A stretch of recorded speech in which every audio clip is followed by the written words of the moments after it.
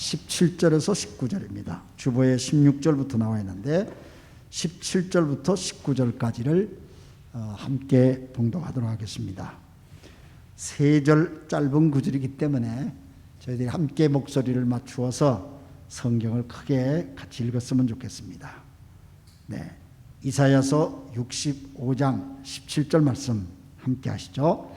보아라, 내가 새 하늘과 새 땅을 창조할 것이니 이전 것들은 기억되거나 마음에 떠오르거나 하지 않을 것이다. 그러니 너희는 내가 창조하는 것을 길이길이 기뻐하고 즐거워하여라. 보아라, 내가 예루살렘을 기쁨이 가득한 찬 도성으로 창조하고 그 주민을 행복을 누리는 백성으로 창조하겠다. 예루살렘은 나의 기쁨이 되고 거기에 사는 백성은 나의 즐거움이 될 것이니 그 안에서 다시는 울음소리와 울부짖는 소리가 들리지 않을 것이다. 아멘. 하나님 말씀이죠. 오늘 저희 교회에 첫 예배에 같이 참여해 주신 분이 있어서 소개를 잠깐 하겠습니다. 우리 김원정 성도님께서 소개해 주셨는데 잘 오셨습니다. 함께 예배드려서 우리 오유정 성도님 함께 일어나시면. 네, 감사합니다. 잘 오셨어요. 코로나라서 이런 데 오는 게 이렇게 좀 이렇게 버거워할 텐데 이렇게 잘 오셨습니다. 하나님의 은혜가 있기를 바라고요. 또 특별히 예배를 하면서 하나님의 느낌이 있도록 기도하겠습니다. 오늘 본문 말씀을 가지고 우리 김성우 신학생께서 하나님 나라가 온전히 임할 때까지 라는 제목으로 말씀을 전할 때 큰 은혜 받기를 바랍니다. 네.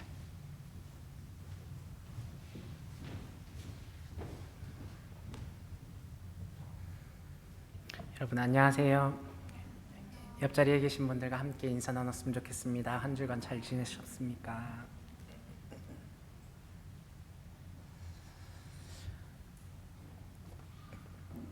지금부터 정확히 76년 전의 정오, 일본의 라디오에는 쇼와 천황의 목소리가 울려 퍼졌습니다. 이른바 오금 방송이라고 합니다. 그리고 우리는 8월 15일을 종전 기념일로 기억합니다. 한국에서는 광복절이지만 일본은 종전이었기 때문에 종전 기념일로 기억하고 있었습니다. 쇼와 천황이 전쟁을 그만하겠다는 포츠담 선언 수락을 신청한 주된 이유는 일본 국민이 모두 기억하고 있는 2개의 원자폭탄 사건 때문이었습니다. 하나는 1945년 8월 6일 오전 8시 15분에 히로시마에 떨어진 원자폭탄, 그리고 다른 하나는 사흘 뒤인 9일 오전 11시 2분에 나가사키에 투하된 원자폭탄입니다. 참 슬픈 역사가 아닐 수 없습니다. 아직도 일본 안에서 그 원자폭탄의 아픔은 사라지지 않는 것이 현실입니다. 하지만 이 원자폭탄을 투하했던 당시 미국의 배경을 보면 또 복잡한 생각을 가지게 됩니다. 1944년 미국 대통령으로서는 유일하게 사선을 기록한 프랭클린 루즈벨트 대통령의 원래의 임기 기간은 1944년부터 1948년까지였습니다. 하지만 원자폭탄이 투하되었던 1945년에는 루즈벨트 대통령이 대통령이 아닌 해리 트루먼이 모든 것을 결정했던 통수권자가 되어 있었습니다. 왜냐하면 루즈벨트 대통령은 45년 4월 12일 뇌출혈로 사망했기 때문입니다. 루즈벨트 대통령은 당시 국가기밀이었던 맨해튼 프로젝트를 통해서 원자폭탄을 만들고 있었습니다. 그리고 그가 가장 신임했던 사람은 윌리엄 리히 부참모장이었습니다. 2차 전쟁 때 루즈벨트 대통령은 이 윌리엄 리히의 의견을 가장 중요시 여겼다고 합니다. 하지만 루즈벨트 대통령이 서거하면서 당시 미국의 부통령이었던 해리 트루먼이 대신 대통령이 됩니다. 하지만 트루먼 대통령은 루즈벨트 대통령이 살던 시절에 맨해튼 프로젝트에 대해서 들은 적도 없고 또 외무 경험도 굉장히 적었기 때문에 국가 안에서 큰 결단이 있을 때는 항상 제외되었던 인물이었다고 합니다. 그러나 루즈벨트 대통령이 죽고 나서 윌리엄 리의 말을 들어주는 사람은 별로 없었습니다. 당시 일본에 투하려 했던 원폭에 대해서 유일하게 반대했던 사람이 윌리엄 리히였는데도 말입니다.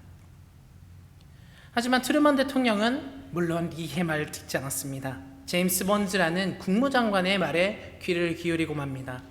심지어 원자폭탄을 일본에 투하하겠다는 소식을 들었던 맨하튼 프로젝트의 과학자들, 직접 폭탄을 만들었던 과학자 70명은 이 원자폭탄 투하가 너무나도 비인간적인 공격이라는 사실에 반대하는 서명을 써서 트루먼 대통령에게 보냅니다. 그러나 이 제임스 번즈 국무장관은 그 편지를 트루먼 대통령에게 보여주지 않았습니다.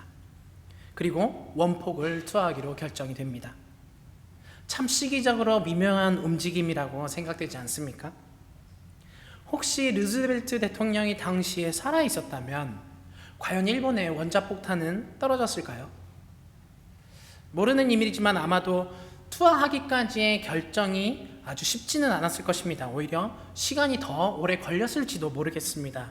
아니면 투하라는 그 얘기가 애당초 나오지 않았을지도 모르는 일입니다. 이러한 미국에서의 배경을 우리가 생각해 보면 참 이 세상에는 사람의 생각대로 되는 것이 하나도 없구나 하는 것을 생각하게 됩니다. 무엇이든 우리가 볼 때 우연한 일 같지만 그러한 일로 세계의 정치는 바뀌고 정세가 바뀌고 또 이러한 우연 같은 일 때문에 역사는 뒤바뀌기 때문입니다. 우리가 7월에서 8월까지 계속해서 묵상해온 이사야서의 배경, 이스라엘의 배경 또한 마찬가지입니다. 당시 이스라엘 백성들은 복잡한 정치 정세에 따라서 주변 국가들과 우호 관계를 유지하거나 이웃 나라에 의지해서 군사 동맹을 맺기도 했습니다. 그러나 결국 북이스라엘은 아시리아에 의해서 멸망되고 남유다 이스라엘은 바빌론에 의해서 멸망당합니다. 또 이스라엘이 포로 생활을 하던 바빌론은 결국 그 페르시아라는 나라도 역시 바빌론은 나중에 페르시아라는 나라, 지금의 이란에 의해서 멸망당합니다. 그래서 이스라엘 백성은 페르시아의 왕 고레스에 의해서 다시 이스라엘로 해방되었습니다. 그러나 이스라엘 백성들이 드디어 이스라엘로 돌아간다 라고 기뻐하면서 다시 신전을 짓고 평화의 시대가 오는가 했으나 이스라엘의 역사는 평화의 시대가 아니었습니다. 우리가 알고 있다시피 예수님이 태어나셨던 이스라엘은 로마의 통치에 있었습니다. 그리고 이 이스라엘을 나라는 우리가 역사를 통해서 알듯이 2000년이 넘는 시대 동안 나라를 가지지 못한 채 1948년까지 난민으로서 살아왔습니다. 이러한 이스라엘의 역사를 우리가 성경을 통해서가 아니라 우리가 인터넷을 통해서나 역사책을 통해서 배울 때에 우리는 이 이스라엘 역사를 어떻게 이해할까요? 어쩌면 이스라엘의 이러한 역사가 이스라엘이라는 나라의 연약함, 그리고 주변 나라들의 정세로 인한 멸망, 또 해방, 그리고 타국의 통치하에 있었던 그냥 한 나라의 이야기로 이해할지도 모르겠습니다. 우리 대한민국 역시 광복절이 미국이 일본을 이겼기 때문에 해방되었던 거 아닙니까? 이스라엘 역시 이렇게 우연에 의해서 해방된 것 같습니다. 그러나 성경을 통해서 이해하는 이스라엘의 역사는 어떨까요? 우리는 지금 신약시대를 살아갑니다. 또 옛날과는 전혀 다른 문화와 환경 속에서 살고 있기 때문에 어쩌면 성경에서 얘기하는 전쟁 이야기를 어떻게 이해해야 하는가 혼란스러울지도 모르겠습니다. 그러나 성경은 분명하게 이야기합니다. 하나님이 선택하셨고 하나님이 세우신 이스라엘을 하나님께서 스스로 멸망시키셨다. 하나님 스스로가 사랑하는 백성들에게 고통을 안겨주었다라고 말씀합니다.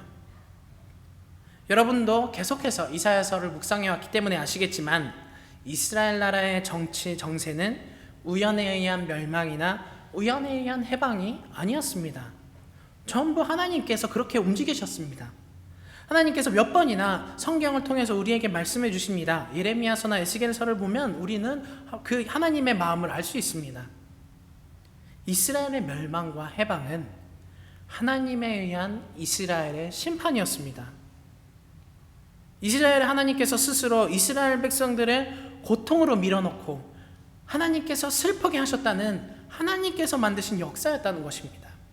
왜냐하면 그들이 이집트 노예 생활에서 구해주셨던 은혜의 땅으로 인도해 주셨던 구주이신 하나님만을 예배하지 않고 신뢰하지 못하고 이방신들을 섬기고 하나님 앞에서 간음했기 때문입니다. 이러한 역사를 우리는 성경적 가치관을 가지고 하나님을 신뢰하기 때문에 그리고 우리는 크리스천이기 때문에 아무런 거리낌 없이 받아들일 수가 있습니다. 성경에 쓰여 있으니까 하나님은 거룩하신 분이시고 사랑하는 백성을 위해서 역사하시는 분이니까 당연히 이스라엘을 위해서 행하신 일이겠지라고 믿음으로 받아들입니다. 그러나 사실 크리스천이 아니라 이 시대의 일반적인 감각으로 이러한 역사를 생각한다면 조금 이해하기 어렵습니다. 왜일까요? 제가 예를 들자면 조금 이상한 예가 될 수도 있겠지만 성경이 말하는 역사를 일본이라는 이 땅의 역사 속에서 일본인이 생각하는 문화 속에서 함께 생각해 보기 원합니다.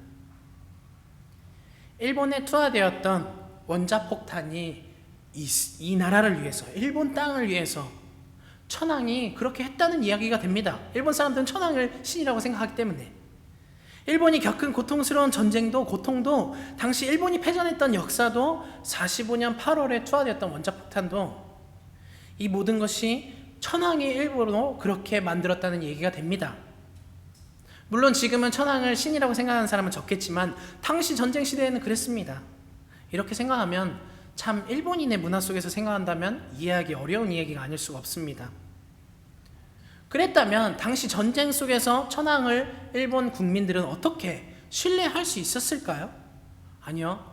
오히려 되려 천황에 대한 신뢰가 완전히 사라졌을 것입니다. 왜냐하면 일본 사람들은 2차 전쟁을 통해서 정말 괴로움을 당했고 그리고 그 원자폭탄으로 인한 슬픔은 여전히 지금 이 시대에도 남아있기 때문입니다. 그렇다면 이렇게 이스라엘이 고통을 받는 하나님이 멸망시키신 이스라엘의 역사를 우리는 성경을 통해서 어떻게 받아들여야 할까요?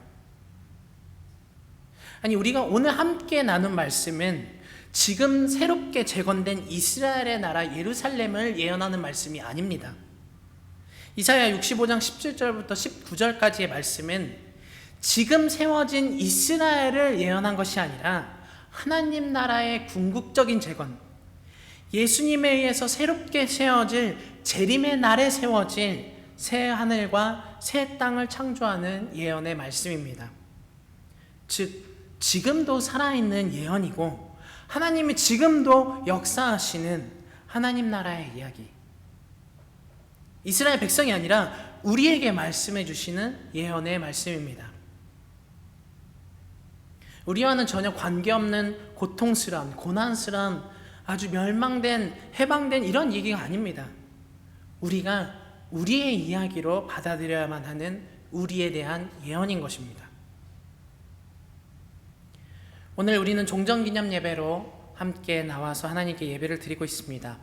그렇다면 우리는 이러한 이스라엘 전쟁의 역사를, 그리고 이 일본 땅에서 이루어졌던 과거의 전쟁의 역사를 어떻게 이해해야만 할까요? 제가 처음에도 설명을 드렸습니다만 미국에서 일어나는 일은 어떻게 생각해야 할까요? 다시 한번 말씀드리지만 루즈벨트 대통령이 갑자기 뇌출혈로 죽지 않고 원래 임기인 48년까지 미국의 대통령이었다면 어쩌면 일본의 역사는 크게 달라졌을 것입니다. 왜냐하면 루즈벨트 대통령은 원자폭탄을 원래 일본과의 전쟁에서 사용하려고 만든 계획이 아니었기 때문입니다. 심지어 루즈벨트가 가장 신뢰했고 의지했던 윌리엄 리 부참모장 역시 원자폭탄의 사용을 가장 반대했던 한 사람이었습니다. 그리고 윌리엄 리가 부참모장이 루즈벨트 대통령 옆에 있었다면 당연히 과학자들이 서명해서 보낸 편지도 분명히 루즈벨트 대통령에게 전달했을 것입니다. 심지어 이 맨하탄 프로젝트는 당시 부통령이었던 트루먼에게도 알리지 않았던 국가 기밀 계획이었고 루즈벨트 대통령은 굉장히 신중했습니다. 그러나 사람의 죽음은 모두 하나님 손에 달려 있습니다. 생각지도 못했던 죽음으로 루즈벨트 대통령은 세상을 떠납니다. 너무나도 비인간적인 원자폭탄은 이 일본 땅에 2개나 떨어지고 말았습니다. 그렇다면 일본에 떨어진 원자폭탄의 사건을 우리가 어떻게 생각해야 될까요? 이 일본 땅에는 원자폭탄으로 인해서 고통스러워하고 또 그 때문에 지금껏 사람을 미워하는 사람도 계실 거라 생각합니다. 제가 감히 경험한 적도 없는데 쉽게 얘기할 수 있는 고통은 아니라고 생각합니다. 당시 1945년 8월 9일 두 번째 원자폭탄이 투하되었던 것은 나가사키 시에 있는 천주교회 우라카미 천주교회의 500m 상공이었습니다. 우라카미 천주교회는 당시 아시아 지역에서 가장 큰 교회였기 때문에 이 나가사키 지역에는 일본인 신자뿐만이 아니라 한국 사람 그리고 많은 외국인 선교사들이 함께 있었습니다. 그리고 그 많은 당시 역사적으로 1만 명 이상의 가톨릭 신자가 사망했다고 기록되어집니다. 이 당시에 원자폭탄을 경험하면서 가족을 잃고 자신도 결국은 목숨을 잃게 되었던 의학 박사 나가이 타카시 씨는 본인이 직접 나가사키에 투하된 원자폭탄을 경험하면서 이렇게 고백하는 문서를 고백합니다. 신앙의 자유가 없는 일본의 박해 속에서 400년간 순교의 피로 얼룩지는 가운데 신앙을 지켜왔고 또 전쟁 중에도 영원한 평화를 위해서 기도를 아침 저녁으로 끊지 않고 했던 우리 우라카미 교회야말로 하나님의 제단에 드려진 온전한 번제물 어린 양이 아니었을까요? 이런 어린 양의 희생으로 앞으로 더욱 큰 화를 입을 수밖에 없던 많은 사람들의 영혼을 구했습니다. 나가이 타카시 씨는 과연 어떻게 이런 순교적인 고백을 할 수 있었을까요? 이 나가이 씨의 순교적인 관념은 여전히 일본 안에서 많은 논의가 이루어집니다. 많은 사람들이 논문으로 논의하고 있습니다. 그 중에는 좋은 의견이 있는가 하면 비판의 의견이 적지 않습니다. 그리고 역시 개신교 측에서는 카톨릭의 의견이기 때문에 신학적인 논의도 있을 것이라 생각합니다. 그리고 이 원폭 사건을 하나님의 섭리로 이해하고 감사해야 하는 사건으로 받아들이는 이러한 생각을 기독교 세계관이 없는 사람에게는 이해할 수 없는 세계관이라고 저는 생각합니다. 아마 받아들이기 어려울 것입니다. 그러나 우리가 나가이 씨의 이러한 고백에서 배워야만 하는 것은 다른 것이 아닙니다. 나가이 씨의 시선이 당시 원폭을 통한 괴로움이나 비참한 상황에 향해 있지 않았다는 것입니다. 그는 전쟁을 통해서 자기의 죽음을 통해서 세워질 하나님의 나라에만 시선이 가 있었습니다. 그에게 이렇게 고백을 할 수 있었던 이유는 그가 고백했던 기도문을 보면 알 수 있습니다. 400년간 순교의 피로 얼룩지는 가운데 신앙을 지켜왔고 또 전쟁 중에도 영원한 평화를 위한 기도를 아침 저녁으로 끊이지 않았던 우리 우라카미 교회야말로 이 고백을 보면 우리는 생각할 수 있습니다. 우리가 믿는 하나님은 과연 지금 이 세상의 평화를 위해서 일하고 계실까요? 아니요, 오히려 우리가 지금 이 땅의 평안을 위해서, 지금 누리고 있는 평화를 위해서, 이 세상에서의 평안과 기쁨과 행복을 위해서 우리의 유일하신 주님이신 하나님을 믿는다면 몇 주 전에 조남수 목사님이 소개했던 연구 결과처럼 아마 많은 사람들이 2008년 안에 교회를 떠날 것입니다. 그럴 수밖에 없습니다. 분명히 이렇게 말할 겁니다. 내가 왜 이런 시련을 겪어야 합니까? 왜 내가 이런 고통을 겪어야만 합니까? 그러고도 당신이 하나님입니까? 신입니까? 누구를 위한 신이죠? 누구를 위한 하나님이죠? 이러한 의문을 남기고 교회를 떠날 겁니다. 그러나 모든 일을 지금 이 시간이 아니라 예수님이 다시 오실 예수님의 재림의 날, 예수 그리스도의 은혜에 의해서 세워지는 영원한 평화의 나라, 새하늘과 새 땅을 기억하면서 생각할 때 우리는 과연 설령 우리에게 어떠한 괴로움과 시련과 재난이 있다 할지라도 나가이 씨처럼 이러한 고백처럼 모든 건 하나님의 섭리입니다. 이런 일을 통해서 세워질 하나님의 나라를 바라봅니다 라고 고백하면서 우리에게는 감사가 넘쳐날 것입니다. 오늘 칼럼을 보시면 아시겠지만 조남수 목사님은 칼럼 속에서 예수님의 산상수훈 마태복음 5장 9절을 인용하고 있습니다. 예수님이 이 땅에 오셨을 때 당시 이스라엘의 많은 사람들에게 하셨던 유명한 설교입니다. 9절을 보면 평화를 이루는 사람은 복이 있다. 하나님이 그들을 자기의 자녀라고 부르실 것이다. 그러나 여러분, 이 예수님이 여기서 말하는 평화는 이 땅의 평화가 아니라 진짜 예수님이 말하는 의미는 울음소리와 울부짖는 소리가 들리지 않을 것이다 라는 오늘 본문의 말씀에 있는 영원한 평화를 의미합니다. 예수님은 산상수훈을 통해서 하나님의 나라를 가르치고 계셨습니다. 우리가 기념해야 할 종전 기념 예배는 물론 우리에게 지금 주어진 이 땅에서의 평화이기도 할 수도 있습니다. 왜냐하면 우리는 지금 이 평화 안에서 감사함을 가지고 생활할 수 있기 때문입니다.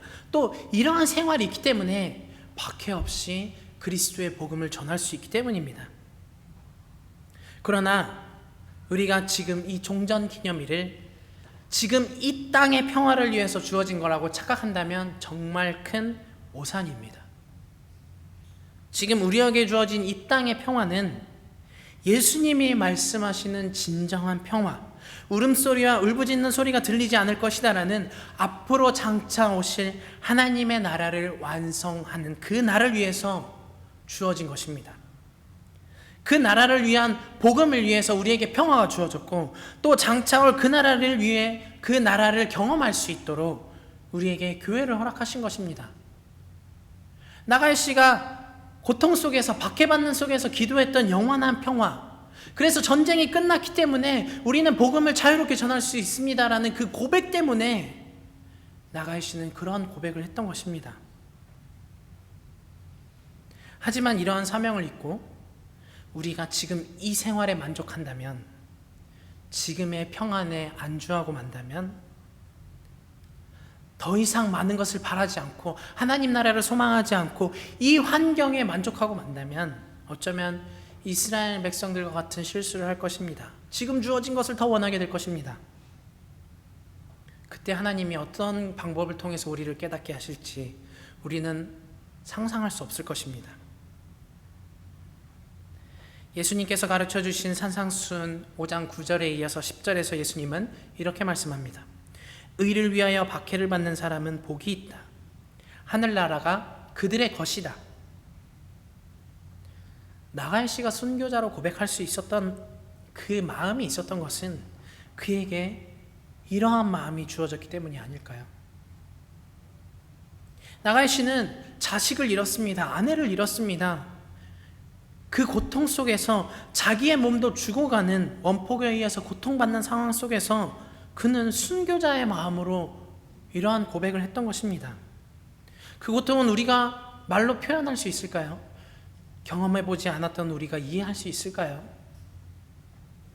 심지어 그는 이 일본이라는 나라가, 자기의 조국이, 자기의 마을이 미군에 의해서 파괴되었고 많은 희생자가 주변에 있었음에도 불구하고 그 많은 희생자들 앞에서 이렇게 고백했습니다.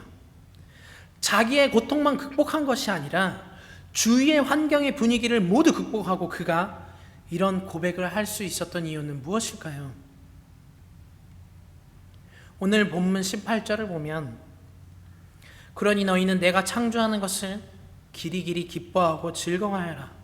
보아라, 내가 예루살렘을 기쁨이 가득한 도성으로 창조하고 그 주민을 행복을 누리는 백성으로 창조하겠다.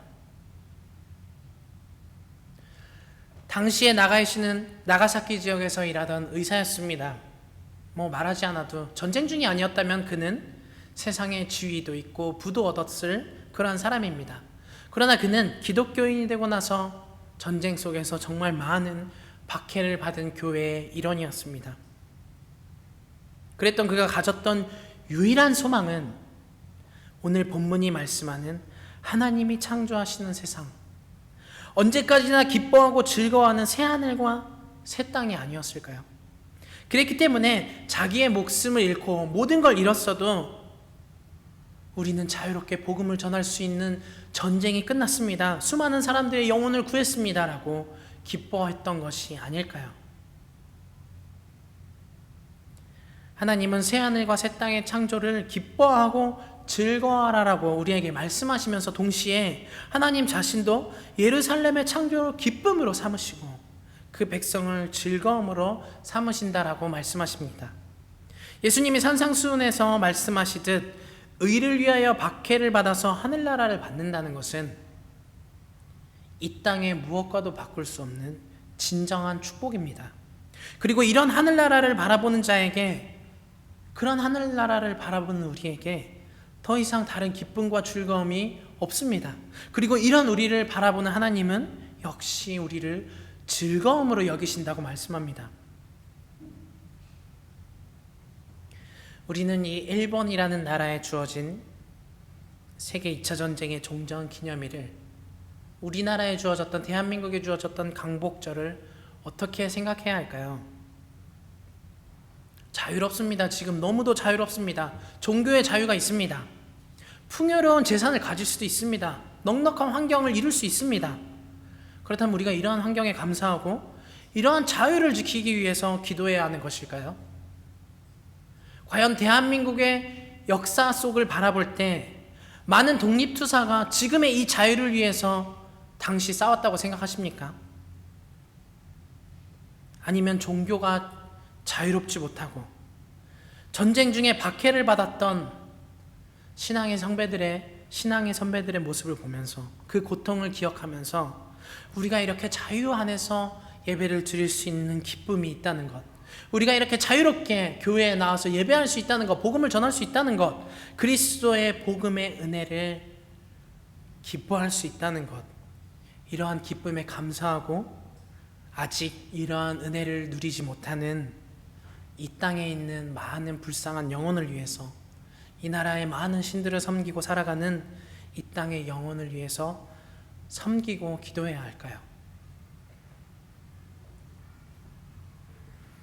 독일의 신학자였던 디트리 보네퍼는 세계 2차 전쟁 때 아주 유명한 신학자였기 때문에 30대였던 나이에도 불구하고 미국 유니온 신학대에게 교수 자리가 났습니다. 그럼에도 불구하고 평화로운 미국 땅을 버리고 그는 전쟁 중이던 나치로 인해서 고통받던 독일 땅으로 떠납니다. 그리고 마지막에 이런 설교를 하고 갑니다. 독일의 기독교인들은 몸서리 칠 만한 양자택일 앞에 서 있습니다. 기독교 문명을 살리기 위해서 조국의 붕괴를 기도할 것인가, 아니면 독일의 전쟁 승리를 위해서 기도하는 대신 이러한 문명의 파괴를 선택할 것인가. 둘 중 하나를 선택해야 할 필요가 있습니다 라고 말하고 그는 독일로 돌아갑니다. 그리고 그는 독일로 돌아가서 유대인들을 학살한 나치 아돌프 히틀러에게 맞서 싸우면서 암살작전에 가담했다는 죄목으로 1945년 4월 9일 순교당합니다. 30대 나이에 순교당했습니다. 아주 유명한 신학자였습니다. 지금 살아있다면 정말 많은 영향을 끼치는 신학자가 아닐까, 많은 신학자가 그렇게 생각하는 사람이었습니다. 그러나 그는 그럼에도 불구하고 독일로 돌아가서 순교되는 마지막 때 이런 말을 남깁니다.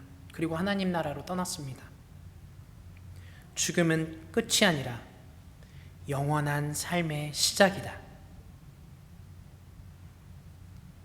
저는 오늘 여러분들께 세계 2차 대전 때 세상을 떠났던 두 사람을 소개했습니다. 이 두 사람의 공통점은 이 땅을 살아가면서 이 땅에 소망이 없었다는 것입니다. 이들의 공통점은 하늘나라의 소망을 두었다는 것입니다. 오늘 본문 17절 18절 보아라, 내가 새 하늘과 새 땅을 창조할 것이니 이전 것들은 기억되거나 마음에 떠오르거나 하지 않을 것이다.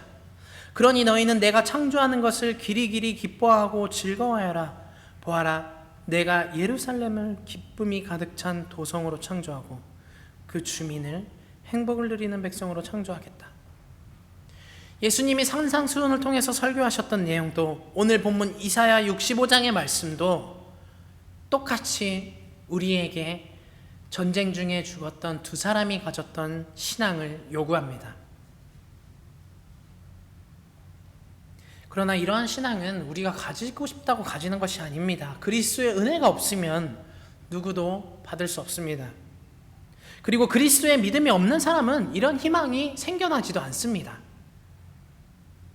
하나님 스스로가 창조하시는 영원한 하나님 나라는 그리스도의 십자가의 복음을 받아들이지 않고서는 누구도 누릴 수 없는 축복입니다.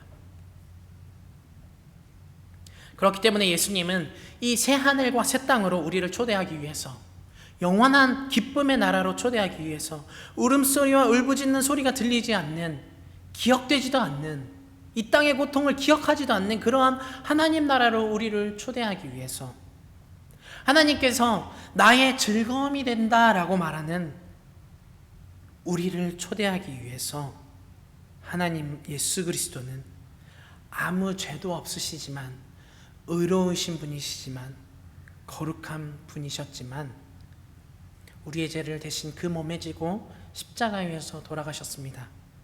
그리고 그 희생을 통해서 우리를 새 하늘과 새 땅으로 초대해 주고 계신 것입니다. 그 그리스도의 희생을 통해서, 은혜를 통해서 그 복음을 믿는 우리는 영원히 우리와 함께 하시는 성령을 얻게 되었습니다. 그 성령의 힘을 통해서 우리는 순교한 두 사람이 가졌던 신앙을 가질 수 있게 됩니다. 그리고 진정한 의미의 하나님 나라가 온전히 임하는 그날까지 이 세상에서 성령의 능력을 통해서 계속해서 싸워나갈 사명을 받았습니다. 우리는 제2차 대전의 종전 기념일로 오늘 함께 예배를 드리고 있습니다만, 진정한 의미의 전쟁은 여전히 계속되고 있습니다. 하나님 나라가 온전히 임하는 날까지 우리는 이 땅에서 멈추지 않고 계속해서 싸워야만 합니다. 그날을 위해서 우리는 초청받았습니다. 그날 하나님과 함께 기뻐하고 함께 즐거워할 사람들을 초대하는 자로서, 전도자로서 우리는 부름을 받았습니다. 오늘 8월 15일 여러분은 지금 이 일본이라는 땅에 살면서 이 땅에서의 평화보다 진정한 영원한 평화의 나라, 영원한 종전의 날이 오기를 소망하면서 영적 싸움을 계속해서 해나가겠습니다라는 고백을 가지고 하나님 앞에 서실 수 있습니까? 그러한 결단을 하실 수 있습니까? 오늘 우리는 함께 기도하며 나아가기 전에 이 순교했던 보네표가 감옥에 있을 때 보냈던 편지를 통해서 만들어진 찬송, 선한 능력으로라는 찬양을 함께 먼저 부르면서 나아가기 원합니다. 이 시간 자리에서 일어나실 수 있는 분들 함께 일어나서 찬양하며 고백하기 원합니다. 그리고 이 찬양의 가사를 그냥 부르지 마시고 가사를 잘 기억하면서 순교 앞에서 고백했던 보네포의 고백이 지금 우리의 고백이 되어서 우리도 하나님 나라를 위해서 섬기겠습니다라고 고백하면서 결단하는 시간을 갖기 원합니다.